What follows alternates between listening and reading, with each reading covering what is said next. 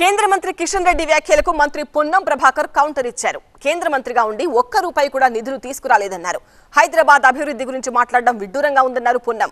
6 నెలలుగా హైదరాబాద్ అభివృద్ధి కుంటుపడింది అనడం కరెక్ట్ కాదని, హైదరాబాద్ కు ఏం తెచ్చారో చెప్పాకే కిషన్ రెడ్డి మాట్లాడాలన్నారు. హైదరాబాద్ ఇమేజ్ కు భంగం కలిగేలా కిషన్ రెడ్డి చేసిన వ్యాఖ్యలను ఖండిస్తున్నామన్నారు పొన్నం. ఇన్ఫ్రాస్ట్రక్చర్ క్రియేట్ కి ఏమైనా స్కీమ్ తెచ్చిండ్రా? ఉమెన్ ఎంపవర్మెంట్ కి ఏమైనా స్కీమ్ తెచ్చిండ్రా? మైనార్టీ ఎస్సీ బీసీ వెల్ఫేర్కి ఏమైనా తెచ్చిండ్రా? ఒక్క రూపాయి తేని మీకు హైదరాబాద్కు నిర్లక్ష్యానికి గురైంది అనేటువంటి హక్కు ఉందా అని అడుగుతా ఉన్నాం.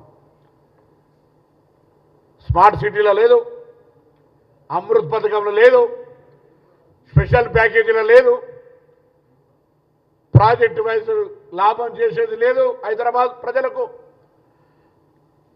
చట్టరీత్యా వచ్చే 15th ఫైనాన్స్ తప్ప ఒక రూపాయి కూడా హైదరాబాద్ సాకారం చేయని కేంద్ర ప్రభుత్వం, ఆ కేంద్ర ప్రభుత్వంలో మంత్రి హైదరాబాద్ బ్రాండ్ ఇమేజ్ దెబ్బతీసే విధంగా మాట్లాడితే చూస్తూ ఊరుకోం.